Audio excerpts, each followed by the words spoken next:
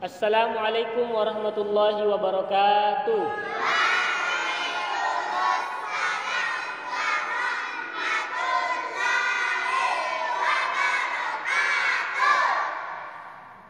Bismillahirrahmanirrahim. Alhamdulillahi hamdan wa syukran lillah. Salatan wa salaman ala rasulillah.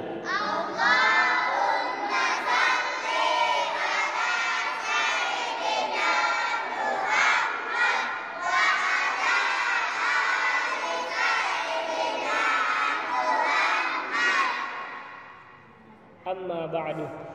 Alhamdulillah, pada malam hari ini seperti biasanya kegiatan rutin kita di Madrasah Diniyah Awwaliyah Sadiyah Barorai nomor 44 setiap malam Ahad. Apa kegiatan kita? Mendengarkan kisah-kisah teladan. Apakah kisah Nabi, kisah ulama, atau orang-orang yang beruntung, orang-orang yang dimuliakan oleh Allah Subhanahu wa taala. Kisah apa malam ini yang mau didengar? Kisah apa? Saya sudah pernah ceritakan ini ya, tapi waktu itu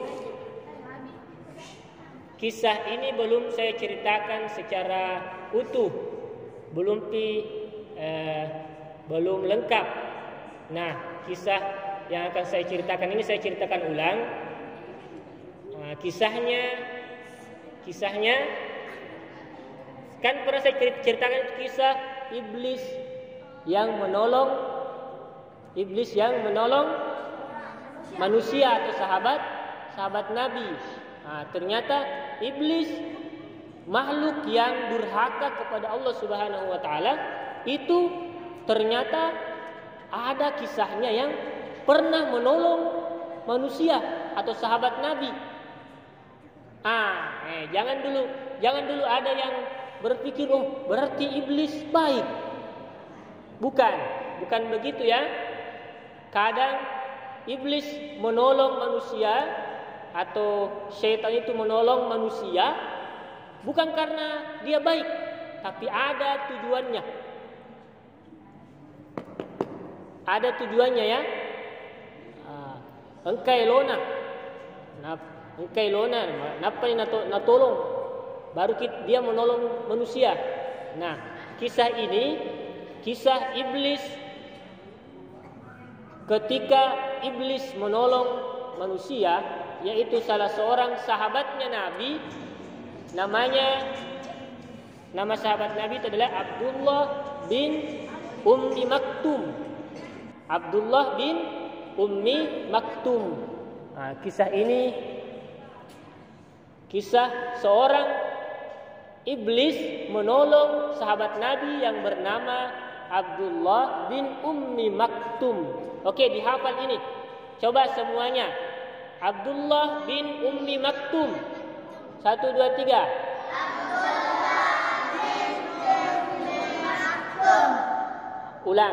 Abdullah bin Ummi Maktum. 1, 2, 3. Abdullah bin Ummi Maktum. Oke, sebelum saya ceritakan kisahnya Abdullah bin Ummi Maktum ditolong oleh seorang iblis. Siapa yang tahu apa itu iblis? Siapa itu?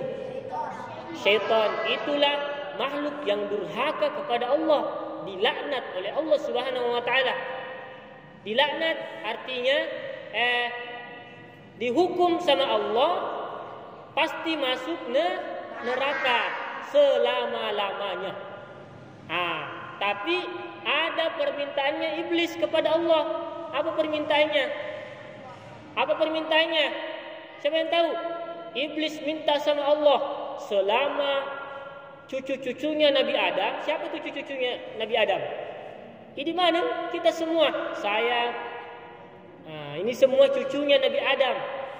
Iblis minta kepada Allah, ya Allah, aku minta kepadamu berikan aku kesempatan untuk menggoda cucunya, seluruh keturunannya Adam dan Hawa. Nabi Adam dan Siti Hawa, semuanya berarti kita semua manusia. Karena Nabi Adam itu bapaknya manusia, bapaknya manusia. Jadi bapaknya kita semua ya, kakek kita. Jadi itu permintaannya iblis. Iblis selama manusia ada, sebelum kiamat, sampai kiamat, iblis akan menggoda kita. Iblis akan berusaha supaya ada anak cucunya Nabi Adam itu masuk neraka. Masuk neraka, apa tujuannya? Supaya ada temannya setan, iblis. Siapa mau masuk neraka? Kalau tidak mau masuk neraka, jangan ikuti syaitan atau jangan ikuti iblis. Bagaimana caranya supaya tidak diikuti iblis? Jangan kerjakan larangannya Allah, karena semua yang dilarang oleh Allah pasti iblis nagodaki untuk kerja apa yang dilarang oleh Allah. Kemudian yang kedua, jangan tinggalkan, bukan cuma sholat, jangan tinggalkan perintahnya Allah, seperti sholat, puasa, bersedekah atau berzakat, berhaji, membaca Al-Quran, dan semua amalan-amalan itu perintahnya Allah. Kalau setan, iblis, dia tidak suka kita kerja itu. Dia tidak suka, makanya digoda kita. Ayah nak sembahyang, jangan mau sembahyang. Jangan mau. Kenapa? Karena iblis mau ada temannya di surga. Bukan di surga, di neraka. Ada yang tidak fokus. Masa iblis masuk surga? Tidak ya. Oke, kita kembali ke kisahnya. Kisahnya siapa? Abdullah bin Ummi Maktum. Abdullah bin Ummi Maktum itu sahabatnya Nabi. Dia adalah seorang sahabat yang buta matanya, tidak melihat. Iya, kalau buta itu tidak melihat. Ya, tidak melihat. Tapi ternyata Ummi Maktum ini rajin ibadah, rajin sholat. Pada suatu hari Abdullah bin Ummi Maktum mengikuti pengajiannya Nabi Rasulullah sallallahu alaihi wasallam. Sallu ala Nabi.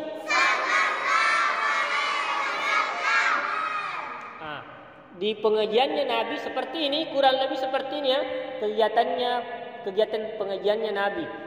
Abdullah bin Ummi Maktum yang seorang sahabat Nabi yang buta yang tidak bisa melihat, hadir juga di situ. Seperti biasanya Nabi menyampaikan tentang kewajiban. Apa itu kewajiban? Siapa yang tahu apa itu kewajiban? Perintah Allah atau harus kita lakukan. Kalau kita tinggalkan mendapat dosa, kalau dikerjakan mendapat pahala. Kalau setan pasti tidak mau kita melaksanakan kewajiban.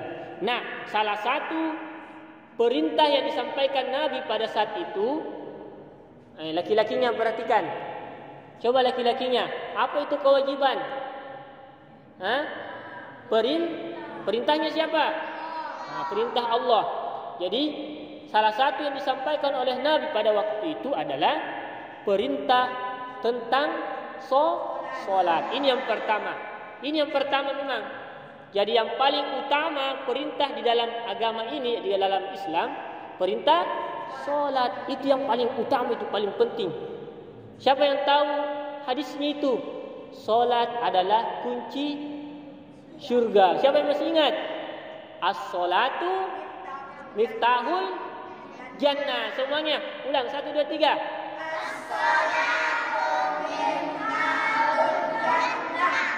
As-sholatu miftahul jannah. Sholat adalah kunci surga. Kalau mau masuk surga harus bawa kunci. Pada waktu itu Nabi menyampaikan bahwa semua umat Islam wajib mengerjakan sholat. Laki-laki wajib mengerjakan sholat di masjid bagi mereka yang mendengarkan azan. Jadi kotang telingamu bange wajib ki masempajang ke masjid bagi laki-laki yang sudah balik, yang sudah dewasa, yang mendengarkan azan. Nah, di situ ada Ummi Maktum, ada Abdullah bin Ummi Maktum. Nah, dengar itu ceramahnya Nabi. Maka dari Abdullah bin Ummi Maktum, wajib mana tahu yang masempajang ke masjid berjamaah wajib semua. Nah, Abdullah bin Ummi Maktum pun memberanikan diri bertanya kepada Nabi. Kemudian dia pun bertanya. Mau tahu apa pertanyaannya Abdullah bin Ummi Maktum? Dia bertanya, "Ya Rasulullah, apakah orang yang seperti saya, yang buta, yang tidak bisa melihat juga wajib sholat berjamaah? Diwajibkan untuk sholat berjamaah di masjid?"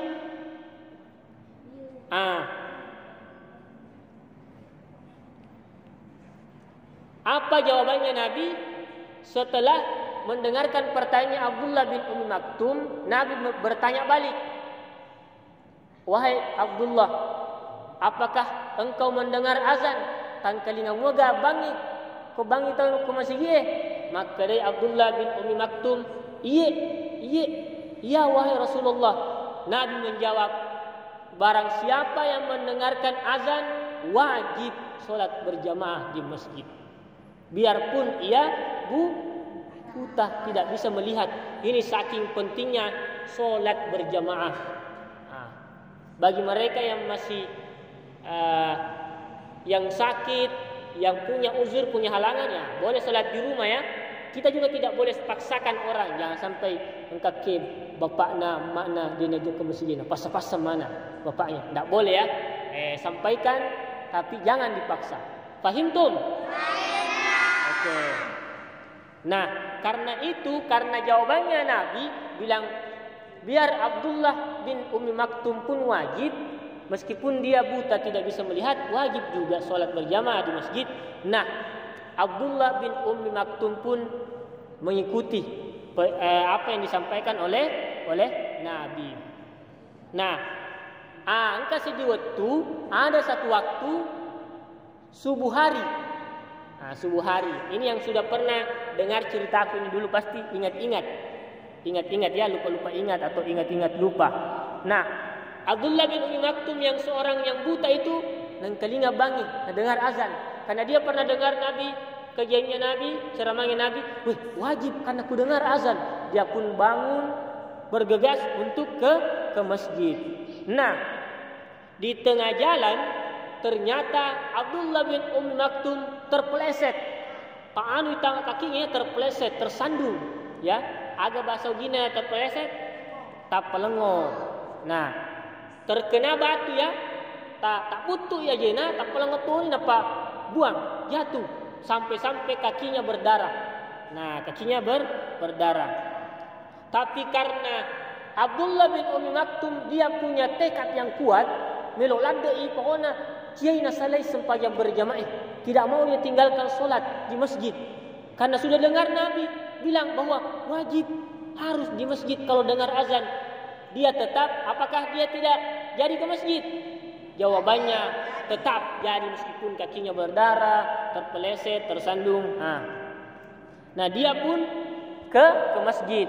Pada subuh itu, alhamdulillah Abdullah bin Ummi Maktum selesai mengerjakan kewajibannya sholat subuh di masjid. Nah, subuh keesokan harinya lagi, Abdullah bin Ummi Maktum juga mendengar lagi azan di masjid. Bangun lagi. Setiap malam, setiap subuh, kalau memang Abdullah bin Ummi Maktum dengar azan, dia pasti bangun pergi sholat subuh. Nah, pada suatu subuh, ternyata karena kasihan Abdullah bin Ummi Maktum ini kan buta, tidak bisa melihat. Itu yang bikin dia terpeleset, tersandung, tak butuh ajena darah. Nah, pada suatu subuh ternyata ada tanpa diketahui ada seorang pemuda, anak muda, kalolo, yang bantu Abdullah bin Ummi Maktum untuk pergi ke masjid. Jadi sesampainya di masjid, sebelum di situ sampai di masjid, sampai di situ tidak sampai dalam di masjid dia diantar, tapi di luar gi. Aku bisa liwang.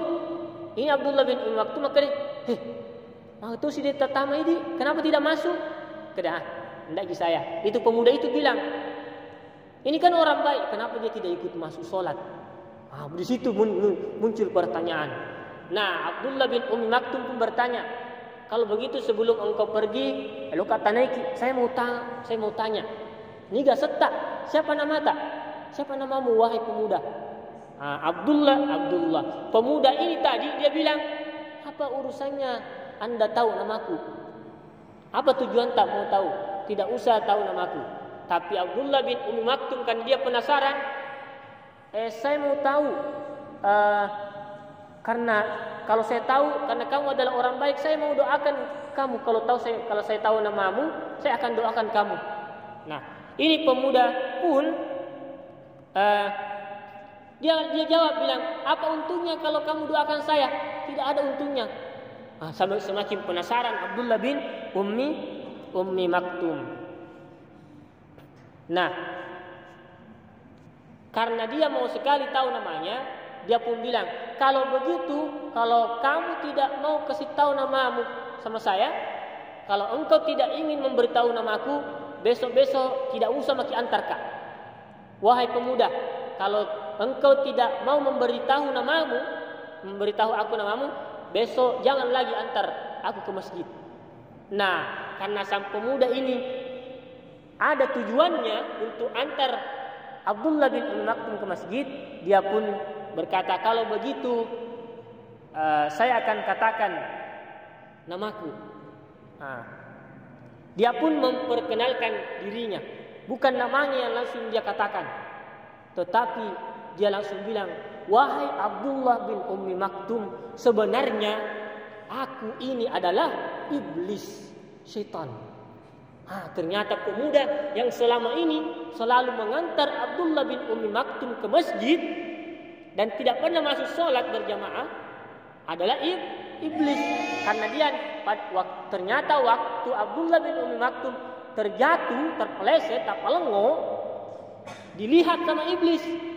Nah, di situ besok-besoknya dibantu supaya tidak terpeleset. Nah, heran Abdullah bin Ummi Maktum, heran. Kenapa bisa iblis membantu saya? Kenapa bisa setan, iblis membantu sahabatnya Nabi, membantu manusia? Kan iblis berusaha agar kita meninggalkan sholat, tidak mengerjakan kebaikan, tidak punya amal. Nah, kan begitu. Ditanyalah iblis ini, wahai iblis, kenapa kau selalu bantu aku ke masjid? Padahal harusnya iblis itu menghalang-halangi kita sholat. Contohnya, caranya iblis menghalangi kita sholat, Nabi King mengantuk. Cakarudui, desi najokan masampai ke masjid.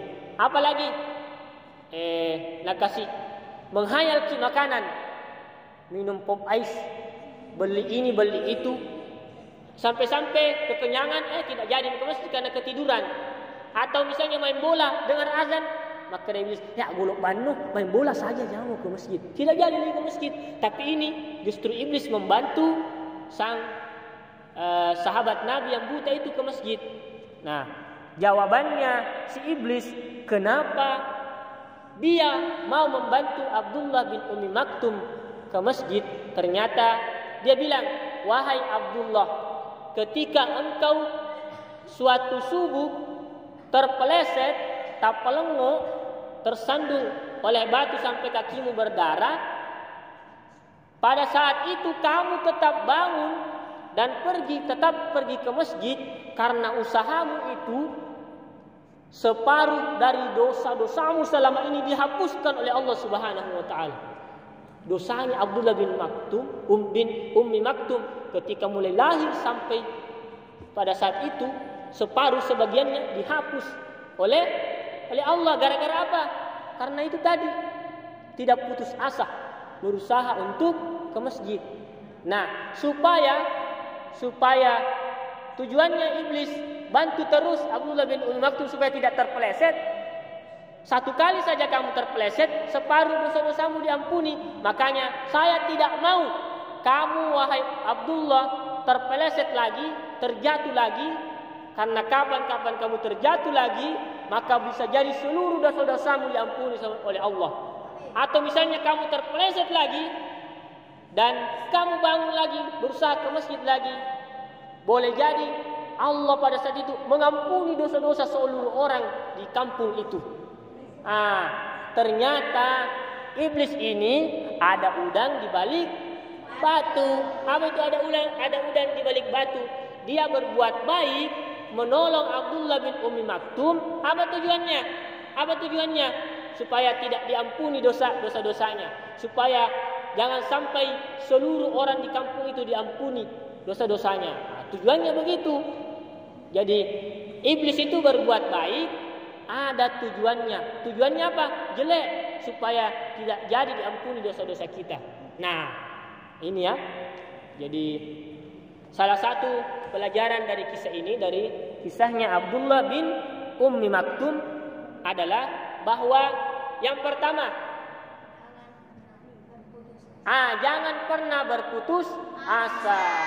Jadi kalau ke masjid atau kemanapun, pergi sekolah, masih sekolah Arab, mengaji, atau misalnya disuruh sama mamanya pergi beli sesuatu, diperintah sama mamanya, baru di tengah jalan terpeleset, baru pulang menangis, mama tidak jadi tak beli minyak karena jatuh kak. Jangan, tetap laksanakan perintahnya ibu atau bapak, karena itu wajib. Jangan menyerah, jangan berputus asa. Yang kedua, apa pelajarannya? Bahwa iblis tidak akan pernah berbuat baik. Pasti jahat, pasti jelek. Meskipun kelihatan baik, pasti ada saja tujuannya. Apa itu? Ada udang di balik batu. Kemudian,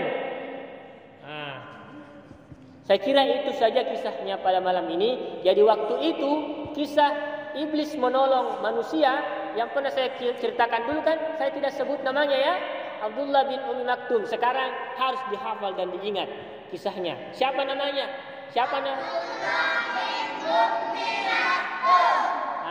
Kisahnya ini apa judulnya?